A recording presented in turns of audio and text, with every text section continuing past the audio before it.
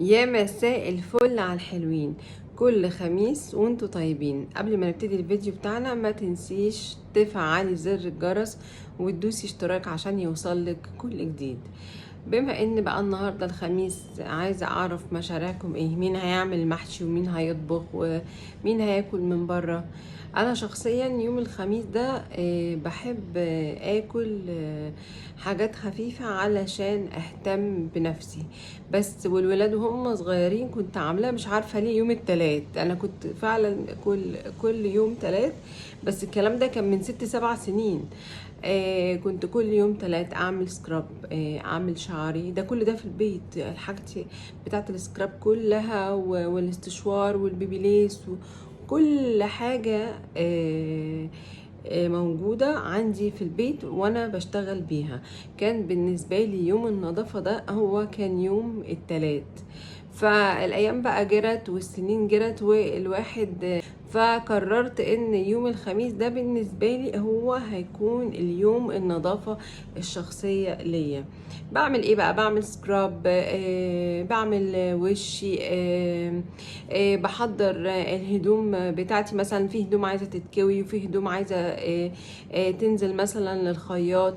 كل حاجة بتخصني هي هتبقى، يعني بيبقى اليوم ده انا ببقى مثلا عامله اكل من امبارح، او بكون مثلا طالبه سندوتشات من بره، اعمل بادي كير، اعمل مانيكير. بس اهم حاجه ان انا احس ان الاسبوع ده بتاعي فرق معايا. يعني انا يوم الخميس ده لازم احسه ان هو فرق معايا. اروح الجيم، انزل اشوف اي حاجة ليا اكون محتاجاها تخصني انا شخصيا، لا تخص طبيخ ولا تخص مشاوير ولا تخص الاولاد. يعني تكوني انانية، كوني طماعة، ان يكون اهتمامك بنفسك من ضمن اولوياتك. لان انت لو سعيدة ومبسوطة كل اللي حواليكي هتقدري تخدميه عن رضا، هيكونوا كمان مبسوطين، لان نفسيتك طبعا بتطبع على اولادك.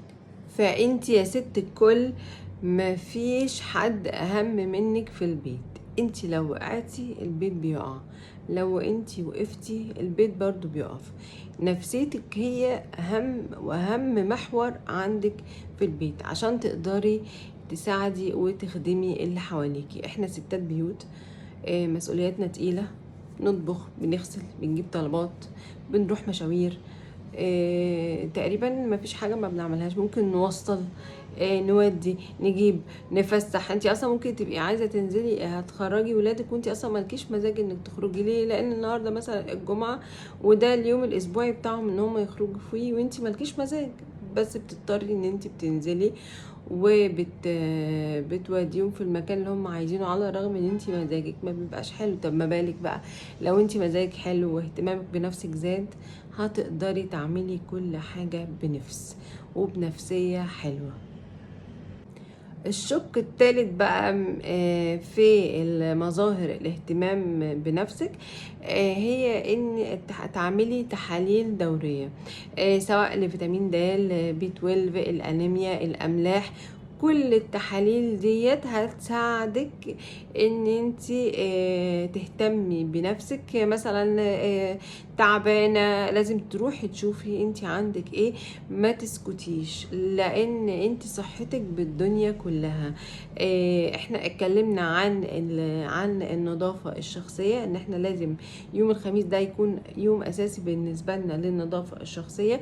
واتكلمنا عن الصور اللي بتجلب الرزق، ومع الرجيم والخسسان النظافة الشخصية كمان.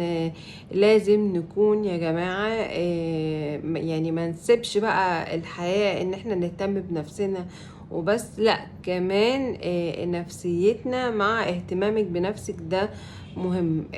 بتكلم بقى في نقطة هي بعيدة شوية عن المحور اللي انا بتكلم فيه، لكن النقطة دي مهمة، وهي ان انتوا تخصصوا يوميا ساعة، في اي وقت، بس اكون انا حاطة في دماغي ان انا هاخد ساعة. الساعة دي بقى لايه؟ اقرا فيها قرآن، استغفر ربنا، الاذكار، آه، افتح كتب الدين.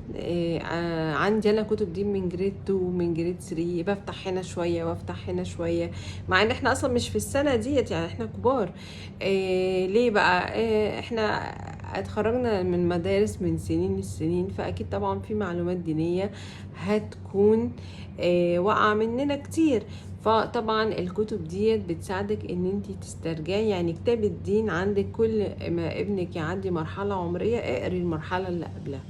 يعني هو خلاص النهارده مثلا هو في جريد 6 جريد 7 جريد 8، اقري الكتاب، خلي عندك الكتب ديت خليها عندكم واقروها، بعد ما تقروها حطوها في جوامع او ادوها لحد محتاج. كتب الدين بتاعه المدرسه مهمه جدا جدا جدا.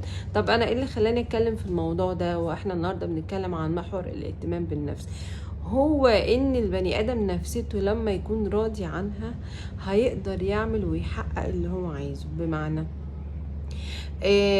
احنا كل يوم لازم نثقف، يعني بني ادم كل ما يحس ان هو اتطور في عقله، سواء بالقراية او باعمال الخير، هتزيد عنده الثقة في النفس. الثقة بالنفس لما هتزيد عنده هو هيقدر يعني يهتم بنفسه ويهتم باللي حواليه. فانا عايزة اقول لكم القراية مهمة جدا جدا جدا، وبتساعدك ان انت تنمي عقلك وتطوريه.